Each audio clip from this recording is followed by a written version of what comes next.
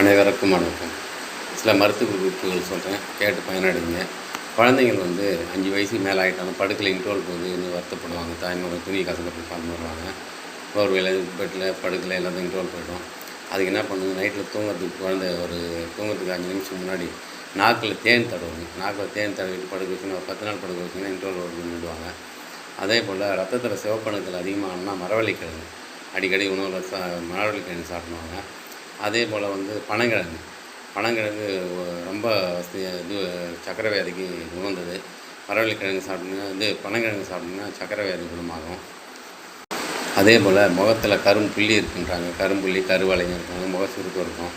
இதுக்காக என்ன பண்ணோம், அரை ஸ்பூன் காப்பி தூள் எடுத்துக்கங்க, அரை ஸ்பூன் மஞ்சள் எடுத்துக்கங்க, ஒரு தக்காளி எடுத்துக்கங்க. மூன்றையும் நல்லா அரைச்சி மிக்சியில் அடித்து முகத்தில் தடவிடுவாங்க. கரும்புள்ளி கருவளையம்லாம் மறையும், முகம் பளபளப்பாகும். அதே போல் தக்காளி அடிக்கடி உணவில் சேர்த்துன்னு வந்தீங்கன்னா வயிற்று புற்றுநோய் வர்றது கம்மியாகிடும். பெருங்குடல் புற்றுநோய், வயிற்று புற்றுநோய் வர்றது கம்மியாகிடும். அதே ஒரு தக்காளி எடுத்துக்கங்க, தேன் கலந்து மிக்சியில் அடித்து முகத்தில் தடவி வந்தாலும் முகம் பளபளப்பாகும். அதே போல் ஆவாரம்பூ மஞ்சள் கலந்து அரைச்சி தடவி வந்தீங்கன்னா முகம் பளபளப்பாகும், கருவளையம் மறையும்.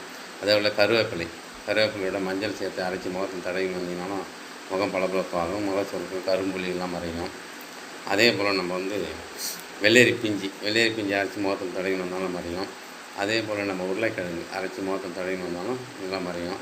அதே போல் ஆப்பிள் அரைச்சி தேன் கலந்து முகத்தில் தடவி வந்தீங்கன்னாலும் முகம் நல்லா பளபளப்பாகும். அதே போல் பப்பளி பழம் அதனுடன் தேன் கலந்து முகத்தில் தடவி குளிச்சுன்னு வந்தீங்கன்னா முகம் பளபளப்பாகும்.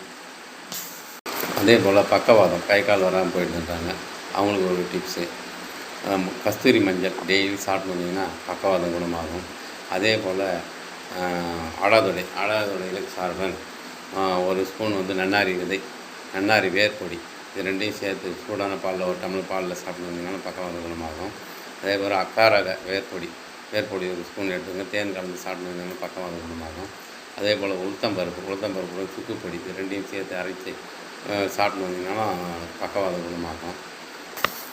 அதே போல் சர்க்கரை வியாதி இருக்கிறவங்களுக்கு பாத எரிச்சல் ஏற்படும், வலி ஏற்படும். இவங்கெல்லாம் என்ன பண்ணோம், வாழைப்பூ பருப்பு போட்டு கடைஞ்சி சாப்பிட்டு வந்தீங்கன்னா பாத எரிச்சல் குணமாகும், அல்சர் குணமாகும், கருப்பை சுத்தமடையும்.